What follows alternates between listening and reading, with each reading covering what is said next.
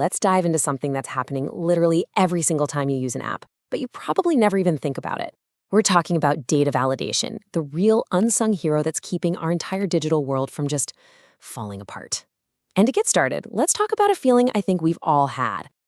You've been there, right? You're filling out some online form, you hit that submit button, and bam, the screen just explodes in angry red error messages. Password's too short. That's not a valid email. It almost feels like the website is personally mad at you. Well, it turns out all of that digital yelling comes down to just one thing: bad data. See, when a system gets information it can't understand or use, it has to slam on the brakes and reject it. It has to. And that's where our hero, data validation, finally steps onto the scene. Think of this whole process as a super strict quality control department for every single piece of information you type online. It's data's first and last line of defense. So, what is it really? Well, data validation is just the official name for the process that makes sure any data a system gets is, correct, that it's relevant, and that it's consistent. Is basically the ultimate quality check before anything gets saved. But honestly, the absolute easiest way to think about it is like this. Data validation is a bouncer for your app. It's standing at the front door of the database with a very specific guest list, a list of rules. And if your data doesn't meet the criteria, it's not getting in. Simple as that. So how does this bouncer even know what to look for?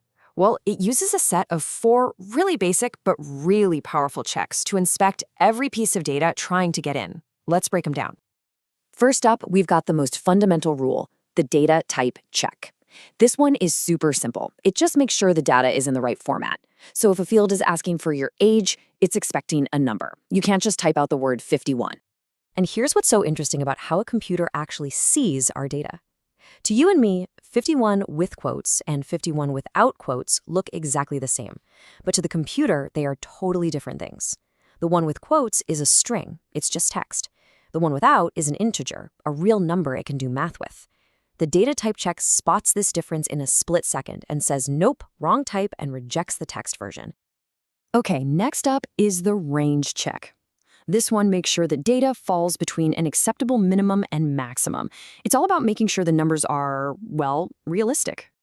And this is a perfect example of that. It's pretty safe to say a person's age can't be a negative number, right? And it's also highly, highly unlikely to be over 150.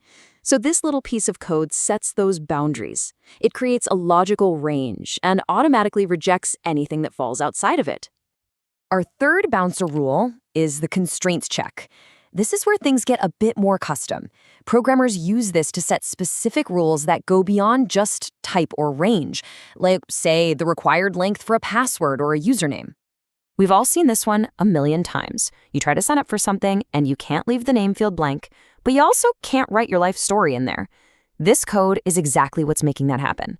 It's checking if the length, that's what len means, of the name is 0, or if it's longer than 30 characters. If either of those is true, it just says, please try again. And finally, we have the Boolean check.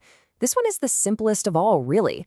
It just boils an answer down to one of 2 options, true or false, yes or no. There is no gray area.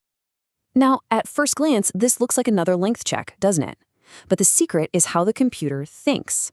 The check itself is a Boolean question. Is the length of this name greater than 30?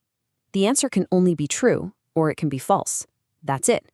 It's this super simple yes or no logic that powers countless decisions in software, from showing an error message to confirming you checked that little I agree to the terms box. Okay, so our bouncer has done its job. It's checked the data against all its rules. What happens next? Well, the outcome is actually really straightforward. So here's the flow. You enter your data, the system runs its validation checks. If the data passes everything, if it's on the guest list, it's accepted and saved. Welcome to the club. But if it fails even one of those checks, the system rejects it and sends back one of those error messages telling you what to fix. So you see, that red text isn't really angry, it's actually trying to help you get it right. So, we've gone through the how, but let's just zoom out for a second and talk about the why.